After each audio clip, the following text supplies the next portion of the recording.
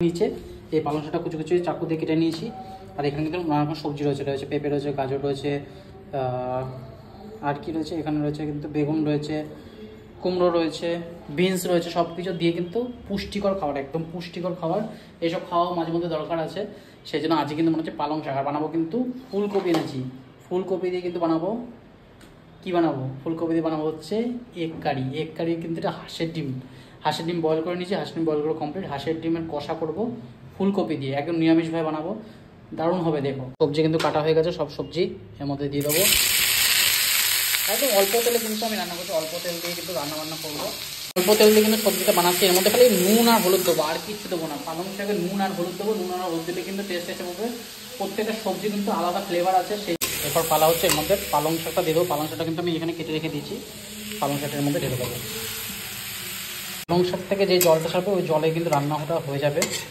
একদম কিচ্ছু দিয়েছি কিন্তু নুন আর হলুদ। আর পালং শাকে জল ছাড়বে, এটা হালকা ফ্লেমে রেখে দিলে কিন্তু আরামসে পালং শাক রেডি হয়ে যাবে। জল দিয়ে দিয়েছি কারণ কি যতগুলো সবজি দিয়েছি না, এই সবজিগুলো জল না দিলে কিন্তু গলবে না। সেই জন্য আমি একটু সবজি দিয়ে নিয়েছি। যাই হোক, কী কী লাগে, কাঁচা লঙ্কা দিতে হয়, আদা দিতে হয়, টমেটো দিতে হয়, আর একটু ধনে পাতা।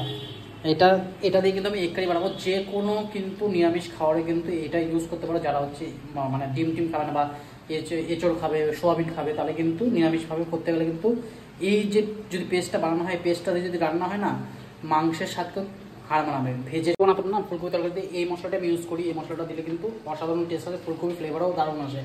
রসুন পেঁয়াজের প্রয়োজনই পড়ে না। তোমার যদি অনেক কাছে খাসির মাংস নিরামিষভাবে বানায়, মানে রসুন পেঁয়াজ ছাড়া বানায়, তাহলে কিন্তু এই মশলাটা দিয়ে বানানো হয়। এই মশলাটা দিয়ে বানানো কিন্তু অসাধারণ টেস্ট আসবে। সেই জন্য তোমার শেয়ার করলাম। ধনে পাতা রয়েছে, এটা আবার বেটে নেবো। একটু জল দেবো, জল দিয়ে কিন্তু এটা বেটে নেবো। আমার কিন্তু পালং শাক রেডি হয়ে গেছে, জল ছাড়া শুরু হয়ে গেছে। এদিকে আমার পালং শাক পুরো রেডি। দেখো বাইরে কিন্তু বিশাল জোরে বৃষ্টি শুরু হয়ে গেছে, হঠাৎ করে কিন্তু আবার বৃষ্টি চালু। পালং শাক রেডি। এবার কিন্তু বানাবো হচ্ছে ফুলকপি দিয়ে হাঁসের ডিমের কষা হয়ে গেছে। এবার কিন্তু পালা হচ্ছে ফুলকপি আলু দিয়ে হাঁসের ডিমের কষা, সেটাই বানাবো, নিরামিষভাবে বানাবো। ডিমটা নিরামিষ কোনো পছন্দ আমি সে জানি, কিন্তু যে মশলাটা আমি ইউজ করছি ধনে পাতা, টমেটো, আদা আর লঙ্কা কিন্তু পেস্ট দিয়ে ব্যবহার করছি। যাই হোক, এগুলো এখন কেটে রাখা আছে। ফুলকপি আলু কেটে রেখে দিয়েছি। আর কিন্তু এই হচ্ছে হাঁসের ডিম 4টে নিয়েছি। আজকে হাঁসের ডিম একটু দাম বেশি ছিল, 15 টাকা পিস ছিল। যাই হোক, এগুলো এখন একটু ভেজে নেবো।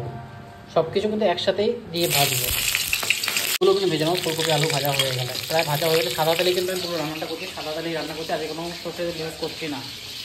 আমি 4টে ভেজে নিয়েছি। আর এখানে কিন্তু ওই মশলাটা রয়েছে, যেটার মধ্যে কিন্তু টমেটো, আদা, লঙ্কা আর ধনে পাতার বাটা রয়েছে। এটা কিন্তু গরম তেলে এবার দিয়ে দেবো। বাটাটা কিন্তু হালকা করে একটু কষিয়ে নেবো।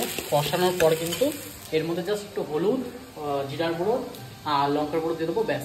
তারপরে একটু কষিয়ে একটু জল দিয়ে দেবো। ধনের গুঁড়ো, লঙ্কার গুঁড়ো আর দিয়েছি কিন্তু ব্ল্যাক পেপার। এই দিয়ে একটু কষিয়ে নেবো। এত ফ্লেভার আছে না, বারবার হাঁচি পাচ্ছে। যাই হোক, হালকা কষানো হয়ে গেছে। এবার একটু মধ্যে জল দিয়ে দেবো কিন্তু এই ডিম আর হচ্ছে ফুলকপি ভাজা আলু। এটা দিলে কিন্তু আজকের রান্নাটা কমপ্লিট হবে। যে মশলা দেওয়া ফ্লেভারটা একদম দারুণভাবে বেরোচ্ছে। এখন এর মধ্যে কিন্তু এখন দিয়ে দেবো এই ভেজে রাখা সবজিগুলো আর ডিমটা।